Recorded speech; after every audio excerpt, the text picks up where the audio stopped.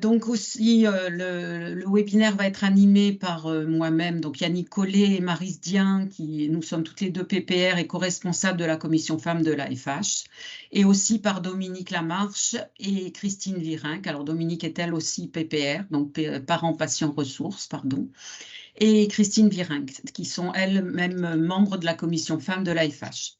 Donc on commence là par une petite introduction, une présentation. Après, on va séparer la salle en deux groupes. On va faire des études de situation.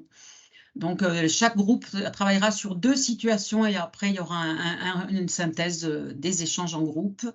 Après, Brigitte nous fera une présentation sur que savoir, que dire, que faire lors d'une consultation avec un professionnel de santé non spécialiste, les urgences. Et après, on prendra un petit temps parce qu'on est parfois face justement à ces soignants. Ils nous servent un peu des idées reçues. Donc, comment argumenter face à ces idées reçues? Et puis, on terminera par une petite conclusion et une météo personnelle. Donc, voilà. Donc, nous allons être répartis dans les salles de façon aléatoire. Sachant que, par contre, dans la salle 1, il y a Maryse et Christine et Dominique, et dans la salle 2, il y a Brigitte et moi. Nous voilà revenus. Bon retour à tous. Merci. J'espère que vos échanges ont été fructueux. Pour nous, c'était intéressant. C'était bien interactif et on a appris pas mal de choses. Donc, Maryse, tu nous fais un petit retour sur... Florence voulait bien le faire, mais je vais le faire sinon. Ah ben alors, Florence, parfait. Oui, non, tu nous lis la situation, Florence, avant de... Alors, Maryse la lit. J'ai prise parce que l'écran n'est pas apparu sur mon ordi. Alors, c'est merci, Émilie. 37 ans, qui a une maladie de Willebrand type 1 modérée. Elle a 4 dents de sagesse à extraire suite à un bilan chez son dentiste. Et le premier dentiste ne veut pas prendre ça en charge. Elle va voir 3 autres dentistes. Les 4 refusent de prendre le risque, étant donné qu'elle leur a dit qu'elle avait sa situation sa situation vis-à-vis de la maladie de Willebrand. Donc, quelle est la situation, quelle est la solution et quelles sont les mesures à prendre pour pouvoir avancer? Elle veut se faire arracher ses dents de sagesse. Donc, on a dégagé 2 points très importants. Le premier, c'est de tout de suite transmettre la brochure de l'AFH au dentiste pour qu'il puisse déjà prendre connaissance de la situation et en parallèle, provoquer une mise en contact du dentiste ou des dentistes avec l'hématologue du CRTH. C'est bien ça, oui. Tout à fait. Donc, ça, c'est la première situation qu'on a analysée. Et on a parlé d'un protocole qu'il pouvait établir aussi pour la prise en charge des soins. Voilà. D'accord. La deuxième étude de cas, c'est Mathilde qui a 24 ans, qui est hémophile A mineur, avec un taux de facteur 8 de 20%, qui, dans le cadre d'un projet d'archi, coupe du carton bulle pour faire une maquette et se coupe le pouce avec un cutter. Elle n'arrive pas à arrêter le saignement et elle attend 2 heures pour prévenir son médecin. Donc, quelle est la réaction idéale qu'on aurait pu lui proposer? C'est de commencer tout de suite par mettre de la glace et compresser. Mettre également de l'hexacil si elle en a à proximité, soit comprimé, soit en poudre. Et téléphoner au CRTH de manière à ce que l'hématologue prévienne les urgences qu'elle va arriver. Donc, elle appelle le CRTH et elle file aux urgences. Comme ça, quand elle arrive aux urgences, elle est prise en charge en priorité. Voilà. On a ajouté aussi que si elle avait une carte d'hémophile, il fallait qu'elle la présente, bien entendu, et puis qu'elle affirme bien son taux de 20% pour montrer qu'elle connaissait sa situation. D'accord. Alors, nous avions une situation qui était un peu à tiroir, puisque c'était une maman qui était atteinte qui vivait avec une thrombopathie. Et sa fille venait d'avoir ses règles. Elle avait des règles très hémorragiques et douloureuses, donc la maman, un peu inquiète, se pose des questions et se demande si elle va appeler le médecin de famille, SOS médecin, le centre spécialisé, le gynécologue ou aller chercher un peu des infos sur Internet.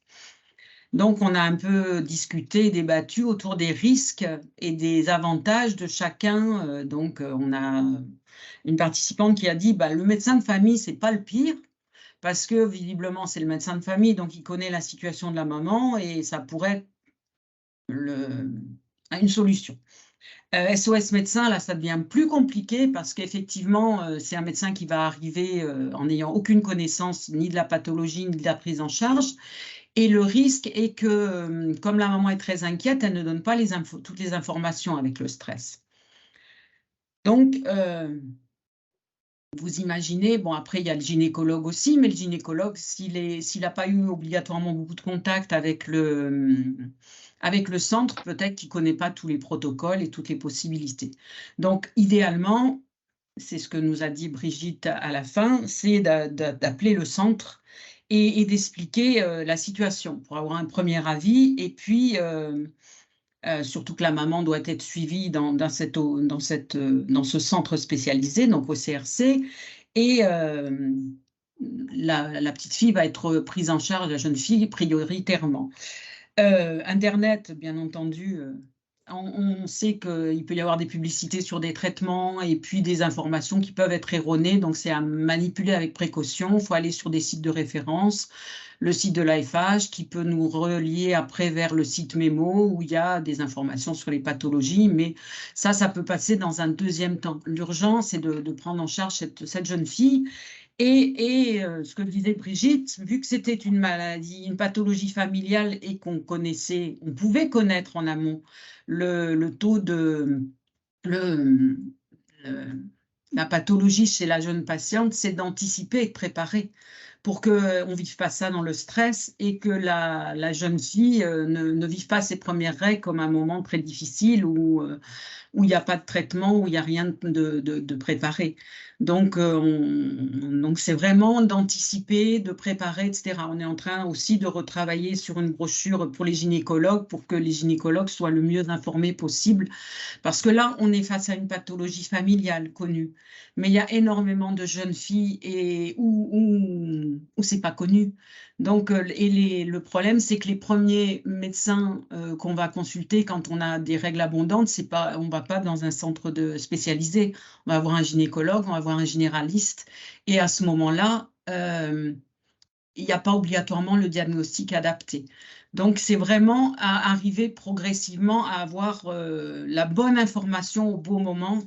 Et là, sachant que c'est une pathologie familiale, il aurait fallu qu'il y ait une anticipation et qu'il y ait un accompagnement, une préparation de cette période qui est déjà pas drôle et pas facile pour une jeune fille parce que c'est un bouleversement au niveau de son corps, etc.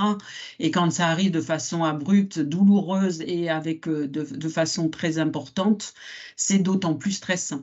Donc, il aura fallu expliquer en amont, la préparer, que la maman puisse se poser les questions et gère son stress. Après, la deuxième situation, c'était une jeune femme atteinte d'hémophilie mineure qui s'est tordue la cheville et qui est transportée aux urgences par les pompiers. Et elle explique qu'elle est atteinte d'une hémophilie mineure et elle sent que l'hémophilie mineure B, donc déficit en facteur 9, et que l'urgentiste ne la prend pas vraiment au sérieux. Donc, on s'est posé la question de ce qu'elle aurait pu faire, puisque son hémophilie est connue, pour que ça se passe mieux. Donc, et on a dit qu'il aurait fallu appeler le centre. Et s'il n'y a pas eu de relation vraiment avec l'urgentiste, que sur place, on appelle à nouveau le centre et qu'on passe le médecin d'astreinte à l'urgentiste pour qu'il lui donne les informations. Et surtout, Brigitte nous a dit, et c'est vrai j'adhère complètement à ce qu'elle a dit, éviter de prononcer le mot mineur, que ce soit pour un homme ou pour une femme. Parce que quand on dit mineur, dans le langage courant, c'est pas grave. Donc, du coup, l'infirmière qui fait la répartition aux urgences va se dire, l'hémophile mineure, elle peut attendre. Et je ne vous cache pas que moi, ça m'est arrivé, j'ai attendu 8 heures aux urgences.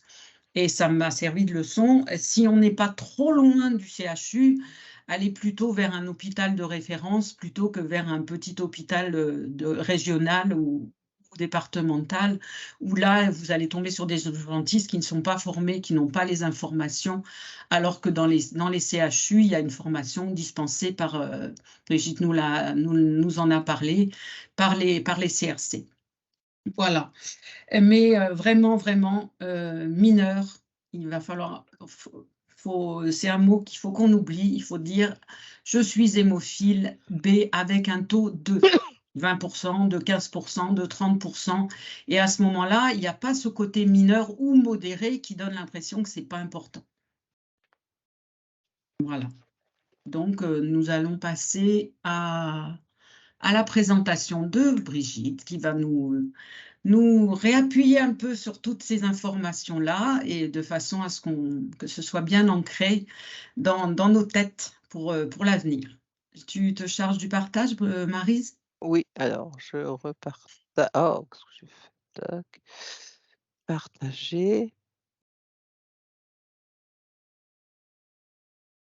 Partager du contenu, oui.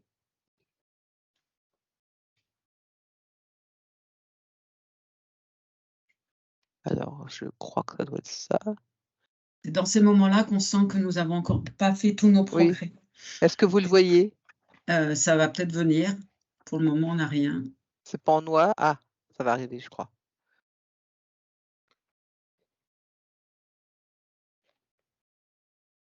Pas du tout. C'est tout noir, donc ça... Non? Tu veux que j'essaye? Vous l'avez pas, là? Non, on Non. n'a rien. Bah, Tu peux départager, je vais essayer. alors, je départage. Je comprends pas pourquoi ça m'a quand même... Je peux même pas départager parce que je n'ai pas partagé. Non, bon. Alors, Voilà. Vous voyez mon écran? Oui. Ah. Comment communiquer? Vous avez cette diapo-là? Oui. Oui. Oui, ben voilà, ça y est. Oui, on la voit. Voilà. Oh, oui. Voilà. Donc, Non, nous allons bien. laisser la parole à La Brigitte bonne qui voix. va me parler de comment communiquer avec un professionnel de santé non spécialiste et les urgences. Alors, ce qui est intéressant, c'est que c'est valable pour les femmes, mais c'est valable aussi pour les hommes. S'il y a des hommes dans l'Assemblée, c'est valable pour vos apparentés, femmes concernées par une maladie hémorragique, mais aussi valable pour vous si vous êtes concerné par une maladie hémorragique rare. Donc, on va passer à la première diapositive.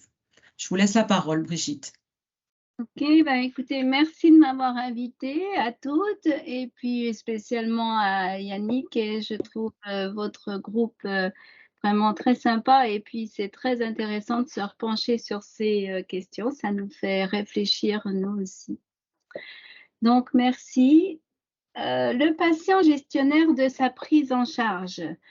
Ça, je crois beaucoup à ça. Et moi, pendant les consultations, je le rappelle souvent aux patients, que le patient, il est au cœur de la prise en charge. C'est un peu, on va dire, le chef d'orchestre de la prise en charge, parce que lui, il va centraliser tout. Il connaît sa pathologie, il connaît ses autres pathologies, et en fait, il va orchestrer tout ça. Alors, il ne faut pas le prendre comme quelque chose de lourd, mais quand même, il est le bénéficiaire de ces soins. Donc, c'est le premier concerné et moi, je trouve que c'est avec nous, bien sûr, on est là pour beaucoup aider, bien sûr, mais il est quand même le garant que les choses vont bien fonctionner. Donc, il est au centre. Ce patient qui est au centre, il va peut-être avoir besoin d'aller à l'hôpital, plus ou moins dans une clinique. Là, je ne suis pas fan toujours des cliniques, même s'il y a de très bons chirurgiens, je ne suis pas contre, hein, mais en tout cas, dans l'urgence, c'est un peu compliqué. Il va s'adresser à un anesthésiste, il va s'adresser à un chirurgien, il va risquer d'avoir dans cet hôpital des gestes invasifs, il va pouvoir arriver aux urgences. Et pour que tout ça fonctionne, pour que la prise en charge se fonctionne bien, il va devoir en même temps avertir le CRC pour que ces entités puissent communiquer ensemble et se donner des informations pour que la prise en charge soit optimale.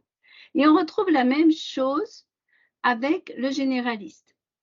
le spécialiste. Si on a une visite avec un gastro, on va passer une gastroscopie, une dermatoscopie, une colonoscopie, on va se faire enlever une lésion cutanée, on va chez le cardiologue, il va falloir décider d'un traitement, on va chez le dentiste, chez le kiné, chez l'ostéo. Bien sûr qu'on peut aller chez l'ostéo, mais peut-être pas n'importe quel ostéo. Eh bien, c'est la même chose. Le patient va avertir le CRC qui veut faire ces consultations et pour qu'on se mette en rapport les uns avec les autres. C'est très important qu'on puisse communiquer, mais celui qui fait le lien, c'est le patient. La prochaine. Pardon. Donc, le patient, pour bien faire le lien, il doit bien connaître son déficit. Ça, c'est super important. L'histoire du taux du facteur 9. Des fois, les jeunes garçons, on a un peu du mal à leur faire entrer quel taux ils ont. Le taux, c'est super important. Et que c'est du 9 et que ce n'est pas du 8. C'est capital de savoir ça. Et puis, la consultation régulière et le rythme est à définir avec le CRC. Bien sûr, un hémophile sévère, on le voit tous les 6 mois. Mais un déficit en facteur Willebrand qui n'est pas majeur, on risque de le perdre de vue. Vous arrivez avec une chirurgie, on ne vous a pas vu depuis 7-8 ans. Et 7-8 ans, mais comment je vais faire un protocole? Moi, c'est avec quelqu'un que je n'ai pas vu depuis 7-8 ans. Donc, tout devient compliqué parce qu'il faut vous voir en urgence, arriver à caser la personne sur l'agenda qui est déjà archi complet. Alors que si on vous voit régulièrement, on vous a vu il y a 2 ans, ok, on sait, machin, peut-être qu'on demande juste un contrôle de Willebrand à venir faire rapidement à l'hôpital et on va pouvoir faire un protocole. Le fait qu'on reste en contact, qu'il n'y ait pas de perte de vue, de perte de lien, ça c'est très important. Même si, attention, on ne demande pas au Willebrand modéré de venir 1 fois par an, vous avez autre chose à faire, mais au moins tous les 2, 3, 4 ans. Et puis encore une fois, le patient, il est au cœur de la prise en charge, c'est lui qui fait le lien. Donc pour faire bien le lien, il faut ne pas avoir perdu le lien avec le CRC et il faut aussi bien connaître sa pathologie. Là, la suivante.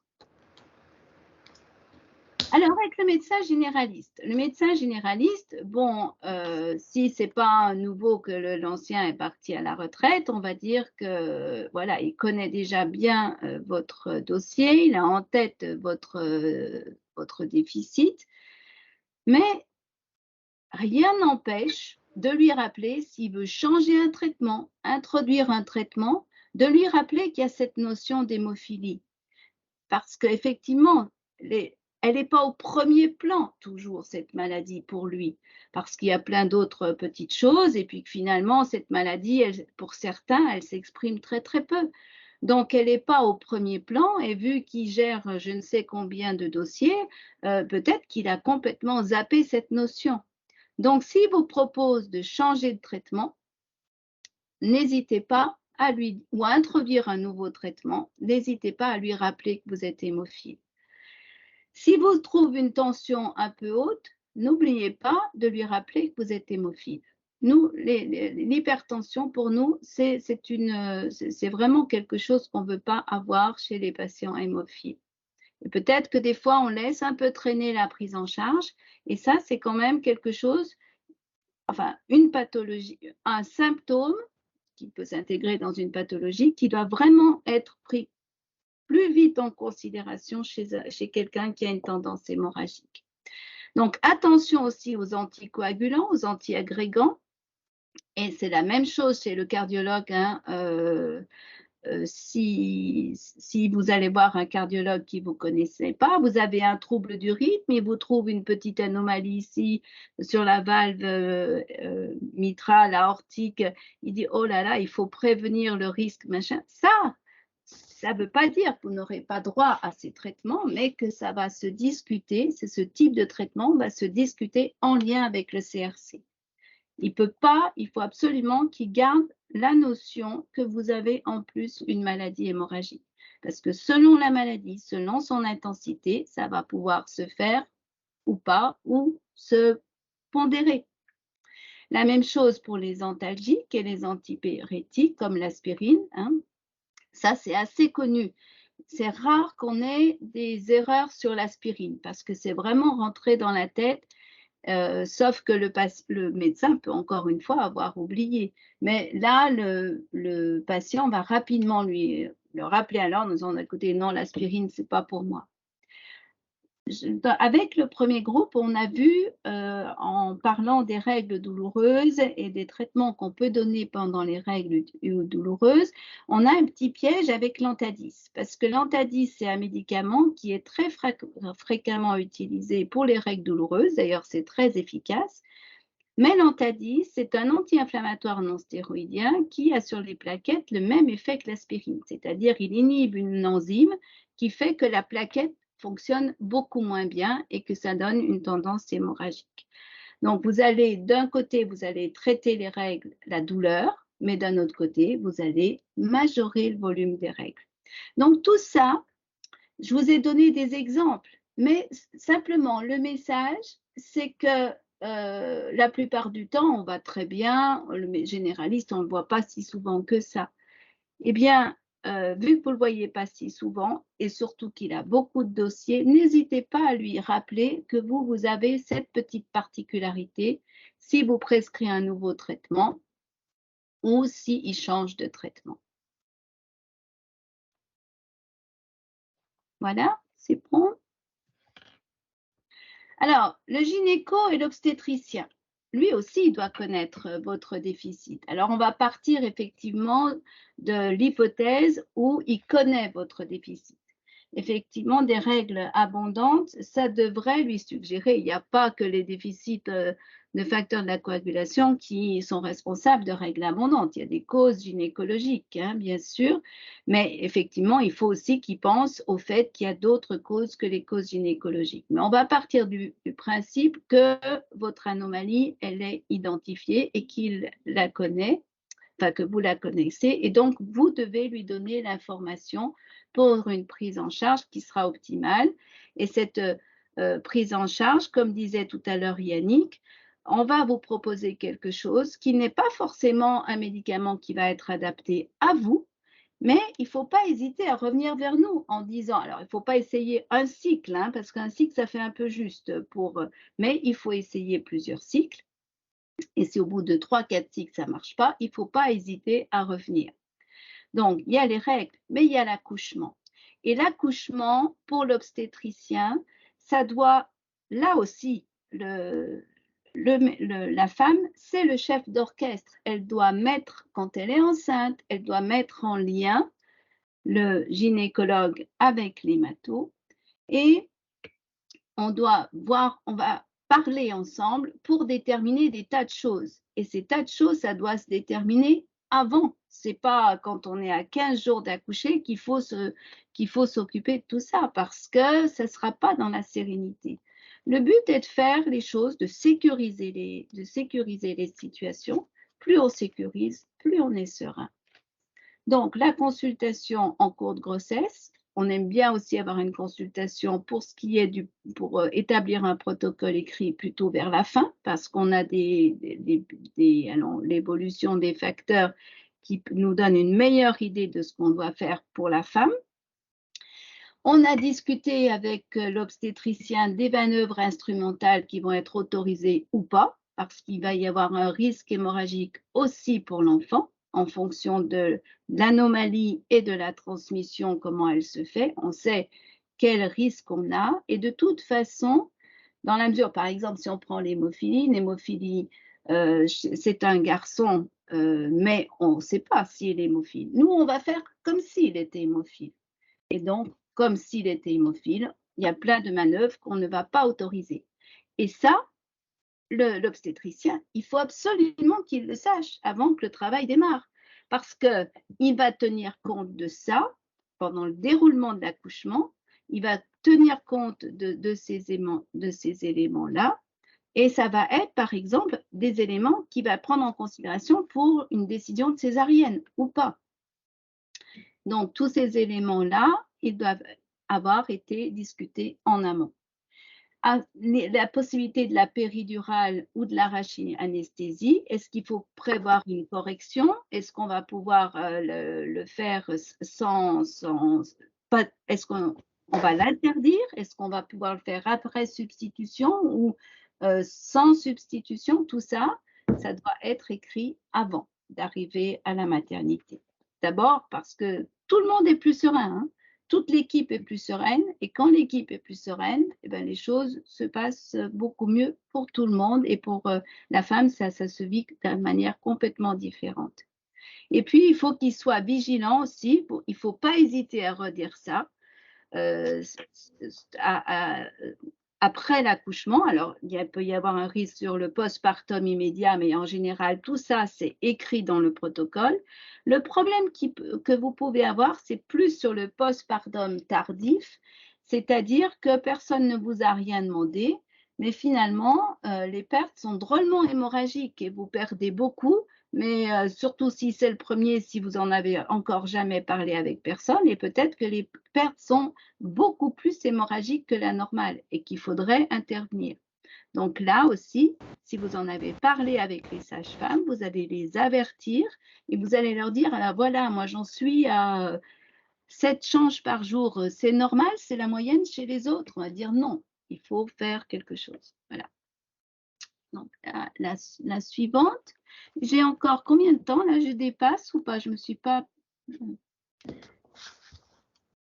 pour ce qui est des gestes invasifs, alors c'est pareil, certains gestes invasifs peuvent nécessiter une surveillance et une hospitalisation courte.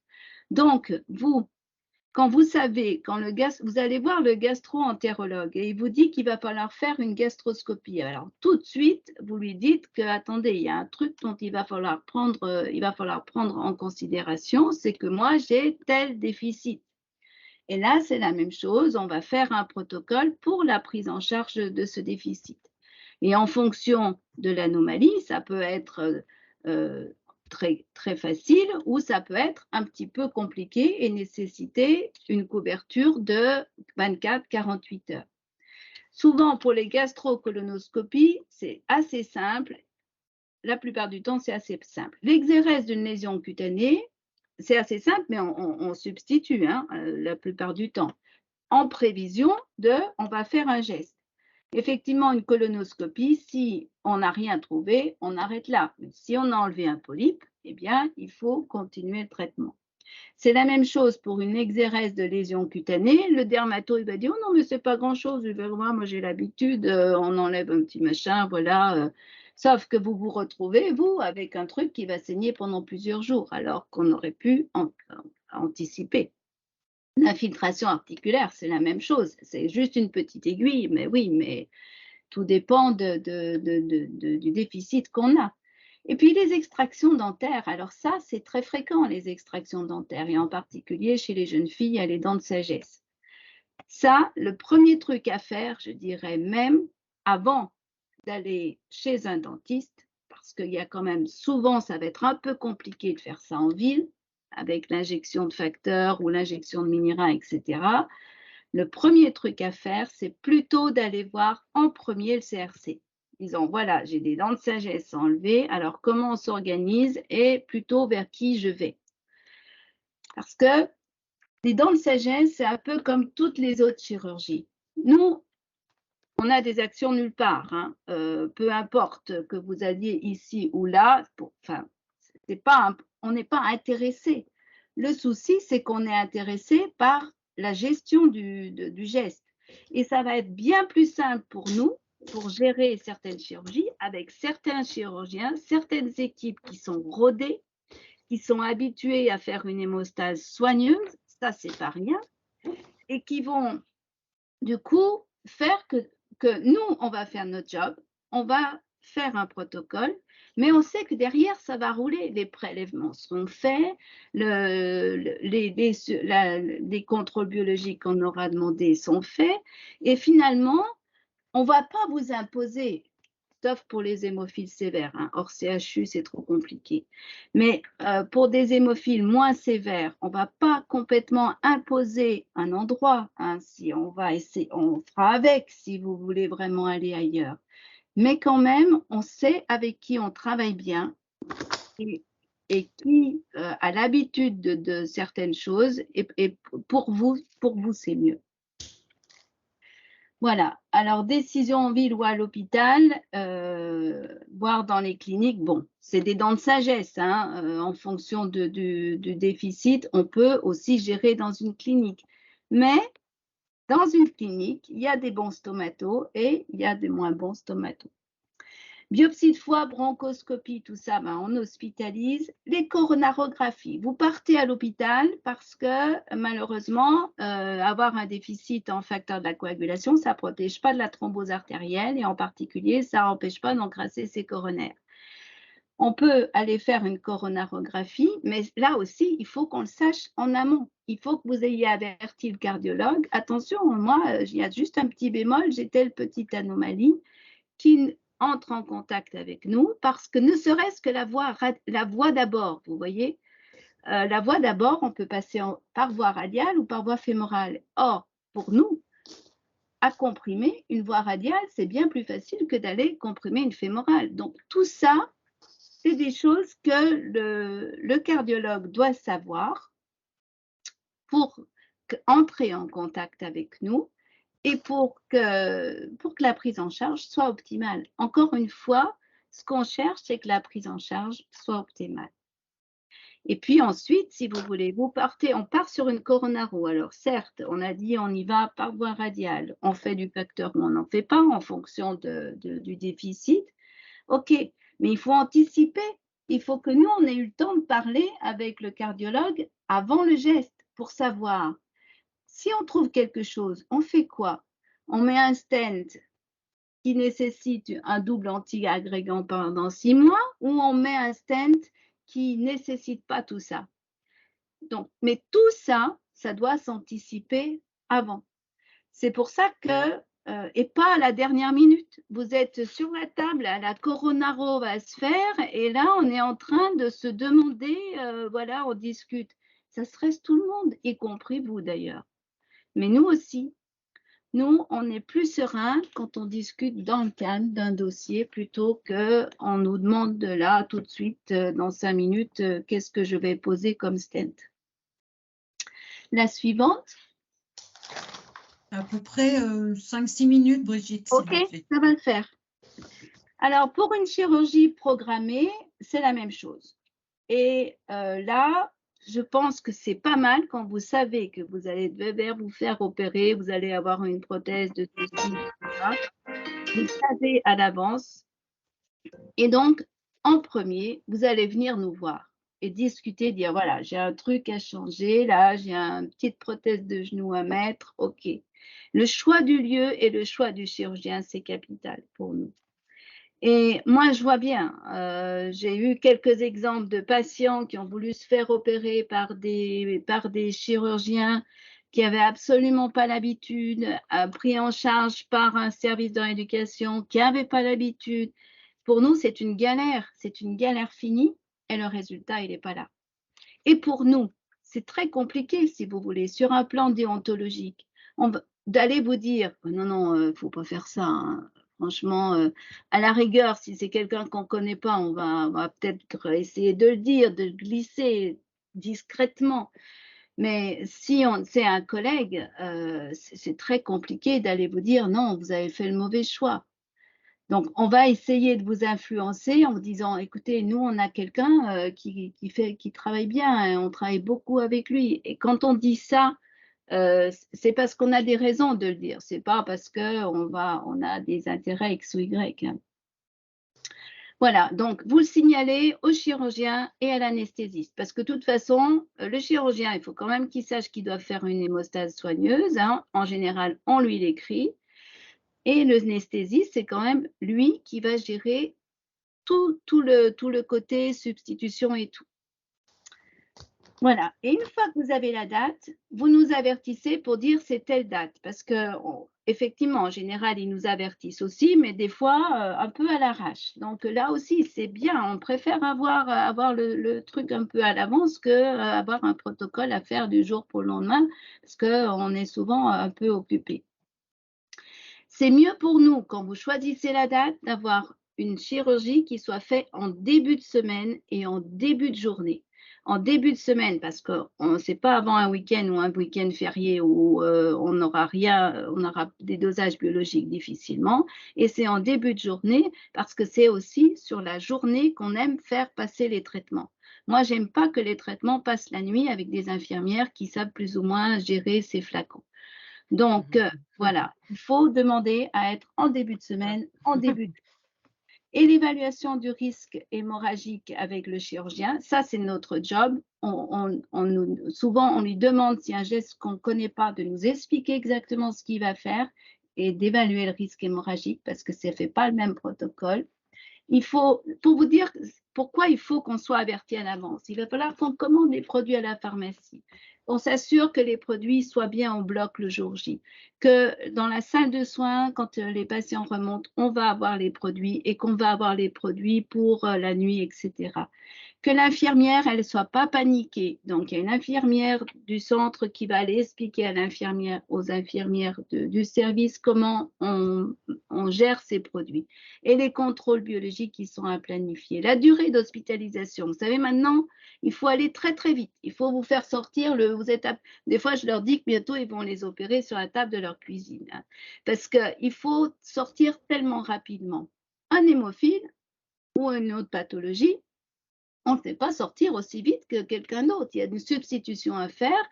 Et ça, il faut qu'on négocie avant avec le chirurgien, avant qu'il dise que non.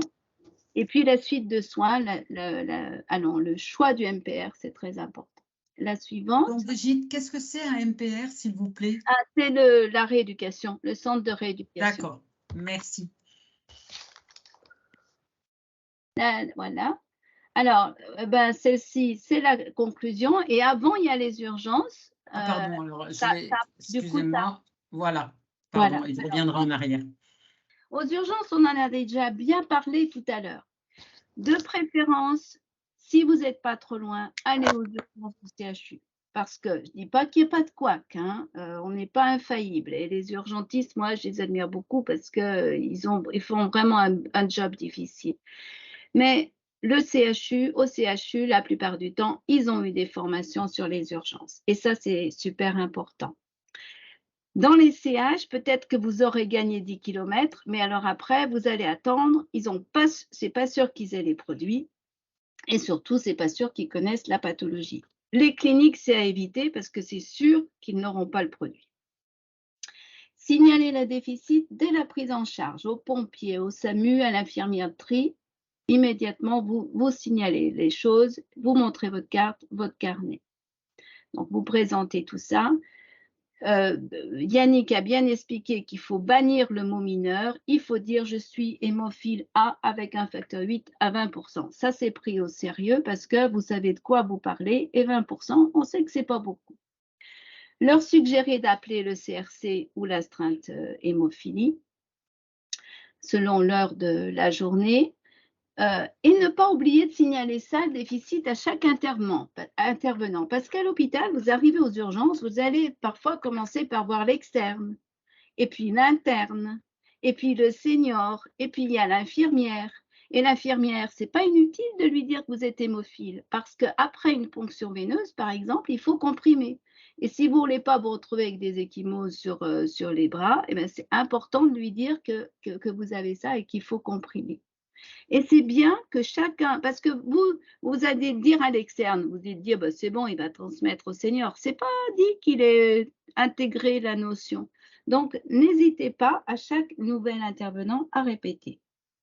En cas de traumatisme, vous devez savoir qu'il y a des gestes qui sont interdits chez vous. Pas de plâtre circulaire chez un hémophile, parce que s'il fait un hématome trop important, ça, vous voyez, il n'a pas de place pour s'étendre. Il y a la prévention de phlébite. C'est tellement prescrit facilement. Vous faites une entorse du genou. D'abord, vous risquez fort d'avoir les martroses associées. Et on vous donne 2 béquilles et hop, on vous dit, allez, vous ferez du Lovenox. Hein. Eh bien non, pas vous. Voilà. Ensuite, nécessité de chirurgie, avertir l'anesthésiste et le chirurgien, attention, moi, on ne m'opère pas comme ça. Les hémophiles, moi, je leur raconte, on ne vous touche pas tant qu'on n'a pas fait de facteur. Et ça, c'est pareil, c'est la même chose quand vous arrivez, pas en cas de traumatisme, mais pour une autre pathologie, une pathologie médicale. Vous avez fait un malaise, vous avez des maux de tête, une douleur abdominale, un syndrome ménager, une douleur thoracique. Bon, déjà, on sait que l'hémophile, avant tout, il est suspect de saigner. Mais un hémophile moins grave, ça c'est surtout vrai pour les sévères, un hémophile moins grave, et vous tous, vous avez le droit de faire autre chose comme expression clinique qu'un saignement. Mais par exemple, un syndrome ménager, on ne va pas aller faire une ponction lombaire sans avoir corrigé le déficit. Et ça, normalement, c'est intégré. Mais là aussi, c'est vous qui êtes le garant que les choses vont se passer bien. Monsieur, madame, on va vous faire une petite ponction lombaire. Non, non, attendez. Il faut juste que vous appeliez le centre là pour corriger mon déficit avant. Voilà. Et ça, c'est la ponction lombaire, mais ça, la coronarographie, la gazométrie, etc., c'est la même chose pour tous les gestes. Et donc, pour finir, la diapo de conclusion qui était juste avant, c'est que le rôle du patient, c'est connaître, et ça, vous faites vraiment un super job pour que vous connaissiez bien votre maladie, c'est informer l'équipe médicale qui est autour de vous et anticiper. Plus on anticipe, vous avez un geste à faire, eh bien vous anticipez pour avertir tout le monde. Et la sérénité, ben, pour moi, c'est quelque chose de très, très important, mais pour vous et puis pour nous aussi. Moi, personnellement, j'aime pas travailler tout dans l'urgence. J'aime bien que les choses soient prévues avant. Comme ça, on sait. Voilà. Merci beaucoup, Brigitte, pour cette présentation très instructive. Alors, pardon. Donc, on va prendre une toute petite minute pour chaque situation et on va vous laisser parler, Brigitte. Initialement, on avait prévu de faire un peu un débrief avec tout le monde, mais là, ça ne va pas être possible. On va déborder un petit peu, on en est désolé, parce qu'on a eu quand même quelques petits soucis techniques. Donc, la première idée reçue, c'est lorsqu'on a une maladie hémorragique héréditaire, on ne peut pas mettre de stérilet. Je vous laisse la parole, Brigitte. Alors, ça, c'est vrai et faux. C'est-à-dire que si on a une maladie héréditaire, hémorragique, il faut vraiment éviter les stérilets au cuivre parce que même pour les femmes qui n'ont pas de maladie hémorragique, c'est un stérilet qui fait saigner beaucoup. Alors, quand on a une maladie hémorragique, en général, c'est un peu la cata. Hein. Par contre, les stérilets de type Mirena, là, qui ont des progestatifs qui est délité localement, là, au contraire, c'est des stérilets qu'on utilise très, très facilement chez les femmes avec des manifestations hémorragiques. Et c'est d'ailleurs parfois les stérilets qui nous règlent carrément le problème. Hein. Moi, il m'est même arrivé avec de mettre ce type de stérilet chez des femmes qui n'avaient plus du tout besoin de contraception et qui, parce qu'il y avait eu une chirurgie gynéco avant, mais qui gardaient des règles abondantes et on traitait en fait le stérilet, il était là juste pour traiter les manifestations hémorragiques. D'accord, merci. Alors la deuxième, mon père est hémophile, mon taux de facteur est normal, je ne peux pas être conductrice. Alors, votre papa, il est hémophile, vous êtes conductrice, vous avez un risque, vous êtes obligatoirement conductrice. Il vous a donné son X, il n'avait qu'un X à donner, et ben c'était celui-là, donc obligatoirement vous êtes conductrice. Et vous pouvez aussi bien avoir un taux normal qu'un taux bas. Et ça, c'est pas prévisible.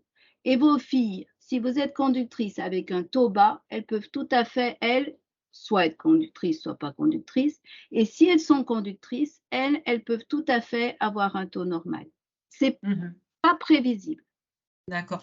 Et donc il faut deux diagnostics, en fait. Le diagnostic du du risque hémorragique et le diagnostic génétique. Là, on sait obligatoirement que le papa étant hémophile, c'est une conductrice obligatoire. Si c'était la maman qui était conductrice, il y a un risque sur 2. Donc, il faut à la fois chercher l'expression hémorragique et le risque de transmission. Alors, tout à fait. Donc, admettons là que c'est la maman qui est conductrice. Donc, la petite fille, on va pouvoir rechercher la mutation pour elle que lorsqu'elle aura 18 ans. C'est la loi en France, hein, c'est comme ça. Par contre, son taux à elle nous intéresse. La conduction, c'est pour la transmission à ses enfants, c'est pour la prise en charge de la grossesse que ça nous intéresse, la conduction. Et puis, elle aussi, elle a envie de savoir si elle est réellement conductrice ou pas, bien sûr. Et après, le taux de facteur, ça, c'est pour prendre toutes les situations de sa vie en charge. C'est parce que ça ne sera pas la même chose si elle a un taux bas que si elle a un taux normal.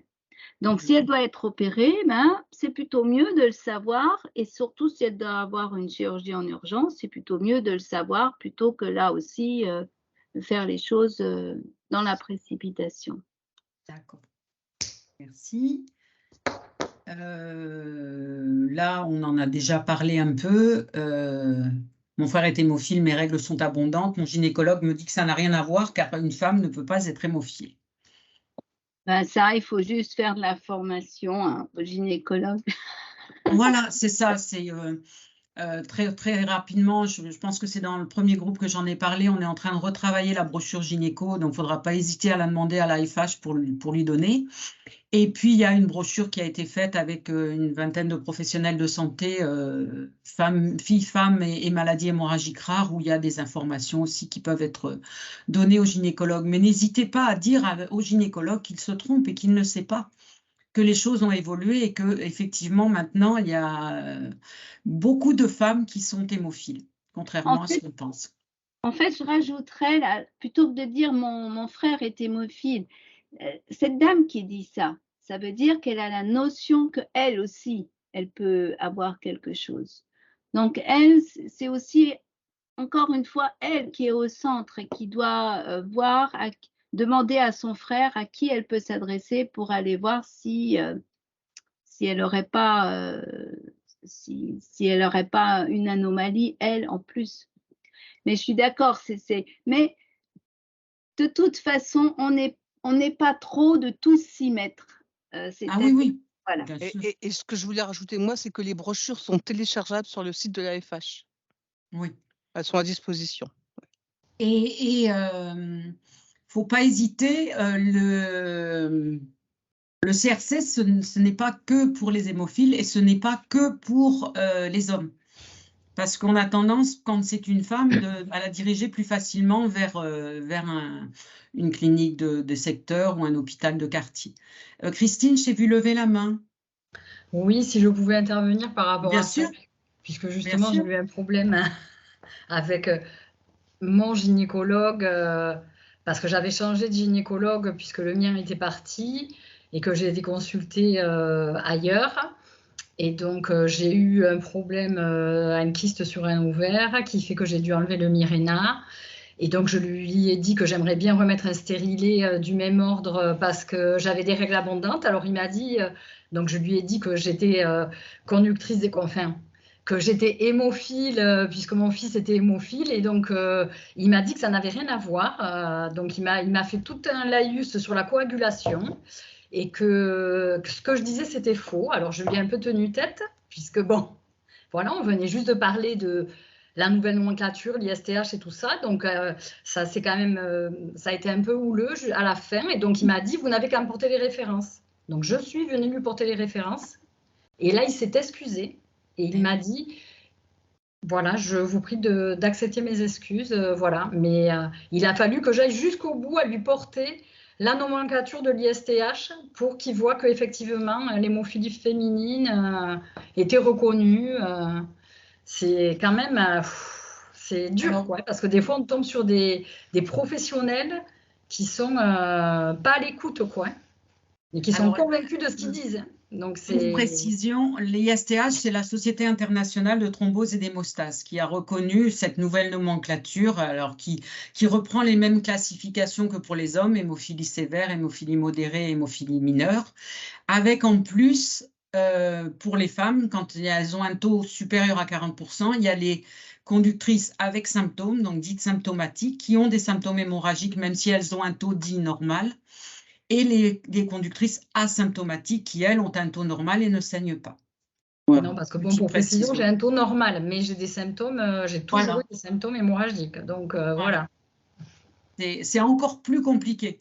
C'est-à-dire que c'est même pas une hémophilie dite mineure, c'est une hémophilie dite d'une conductrice avec des symptômes. Donc, c'est vrai qu'il va falloir... Il y a une autre main levée, peut-être une façon... oui, pardon. Il y a une autre main levée. Oui, vas-y, moi je vois pas puisque je partage, donc je te distribue la parole si tu veux. Alors, peut-être c'est à moi. Alors, j'appellerai d'Ingrid, mais en fait, je suis Estelle Levatan, je suis sa maman. D'accord. C'est parce que j'ai son ordinateur. Donc, moi, j'ai un fils qui a entre 7 et 12%, plutôt plus près de 7%. Mon père, c'était pareil. J'ai une fille qui est à 30% et moi, je suis à 60% comme ma fille aînée. Bon, alors, depuis que j'ai eu ma première fille en 2000, j'ai des règles hémorragiques persistantes. J'ai eu un temps un Mirena, ça a bien marché, mais par contre, ça m'occasionnait des... Je trouvais que ça me déprimait, moi, ce traitement, enfin, et ça fait partie des effets secondaires. Donc là, je suis repartie sur de l'hexacil et hier, j'ai vu ma gynéco avec une prise de sang où elle a mesuré le fer. J'avais 7 grammes. Donc, elle m'a prescrit une supplémentation là pendant 3 mois. Et je pense que ma fille, alors j'ai beaucoup de mal à lui faire prendre du fer. Elle est aussi carencée parce qu'elle est très fatiguée, tout le temps allongée. Et j'ai du mal à... J'avais écouté la conférence de Roselyne Doiron qui disait qu'en plus, ça pouvait faire des symptômes de type respiratoire qui ressemblaient à l'asthme. Et c'est des symptômes que j'ai repérés chez mon fils aussi à cause de la carence en fer. Donc, je voulais savoir si c'était constaté, ça, les symptômes dus à la carence en fer, dus aux hémorragies. Oui, ils sont marqués dans la brochure qu'on a. Il y a une information sur ça, effectivement, sur les symptômes du déficit en fer. Et je voulais savoir si c'était possible de prescrire des gommes pour les enfants qui sont supplémentés en fer. J'ai vu que ça existait sur Internet, mais j'ai fait plusieurs pharmacies et je n'ai pas trouvé. Je suis désolée, mais c'est pas trop des choses qu'on va se permettre de dire. C'est vraiment avec votre hématologue qu'il faudrait en discuter. Plutôt que là, c'est difficile de vous donner des réponses comme ça au débeauté. Et puis on a bien précisé en début de conférence qu'on ne faisait pas ce genre de recommandations dans des webinaires comme ça. On préfère que vous ayez un échange avec votre hématologue qui connaît vos enfants et qui vous connaît vous aussi, et pour pouvoir faire d'abord, avant de prescrire quoi que ce soit, un diagnostic adapté. Je vous remercie. Et j'avais une dernière... parce que en fait, la sœur aînée de mon père, ma mère, elle a été ménopausée à 48 ans, mais la sœur aînée de mon père, qui était hémophile, elle a été ménopausée à 60 ans, ce qui est énormément surpris, mais avec des règles hémorragiques aussi. Et c'est très inconfortable dans les 2 jours par mois où je suis hors jeu, quoi. Oui, mais ça, c'est vraiment à discuter avec votre hématologue pour voir s'il peut améliorer votre qualité de vie, quitte à ce qui modifie le traitement si celui que vous avez n'est pas suffisant. Je suis désolée, on va passer à la conclusion. Parce que... Simplement ça. Oui. Parfois, il ne faut pas que l'arbre cache la forêt. C'est-à-dire que vous aviez un taux normal, je crois, vous avez dit, et on part là-dessus et on se focalise sur l'hémophilie et la conduction d'hémophilie avec un taux limite. Et si ça se trouve, vous avez une vraie cause gynécologique là derrière. Et avec le temps, ce n'est pas tout à fait impossible d'avoir un fibrome ou autre chose. Donc, en fait, il ne faut pas se focaliser sur une chose et il ne faut pas avoir peur d'aller de consulter ce binôme-là, hémato et gynéco. Juste pour faire une petite parenthèse. Merci Brigitte. Et donc, et juste là, il y a une question, par exemple, est-ce qu'on peut venir vous voir sans indication médicale? Oui, alors moi je le fais tout le temps, hein, parce que sinon on s'en sort pas, et moi je mets que tout le temps que le patient est adressé par son médecin traitant. Alors donc, pour conclure, pour lutter, plaider contre les idées reçues, il est possible de se référer à ce que nous avons dit pendant le webinaire. Le replay sera bientôt disponible sur le site de l'AFH et n'hésitez pas en cas de doute à demander à votre hématologue, à l'infirmière référente, à la commission femmes de l'AFH. Vous aurez le contact après. Et n'hésitez pas, comme nous l'a dit Christine, à venir avec un écrit et avec la référence pour bien enfoncer le clou si vous sentez qu'il y a un doute. Mais le meilleur avocat pour vous, c'est votre hématologue et l'infirmière du centre. Donc, vous pouvez retrouver en replay sur le site de l'AFH tous les webinaires, donc les 7 plus celui-là qui va venir ensuite. N'hésitez pas à suivre et à partager nos campagnes de sensibilisation à venir, la campagne du 8 mars 2024 qui sera sur le diagnostic et reconnaître les règles abondantes, savoir dire quand c'est normal ou non. On va relancer dans la mesure du possible la présence en région pour aller à vos contacts. Et si d'aventure des questions vous venez à la fin de ce webinaire et dans les jours à venir, n'hésitez pas à nous envoyer vos questions sur femmes@afh.asso.fr. Si c'est d'ordre de conseil de patient, on vous répondra. Et si c'est plus médical, on en référera à Brigitte qui nous accompagne dans ce webinaire. Et donc, pour conclure, voilà, on va revenir tous ensemble. Voilà. Donc, je ne fais pas de synthèse parce que je pense que Brigitte nous l'a faite de façon très, très claire. Donc, nous vous remercions tous et toutes d'avoir participé et n'hésitez pas à communiquer autour de vous s'il y a des questionnements sur le fait qu'il va y avoir ce replay et qu'on est là.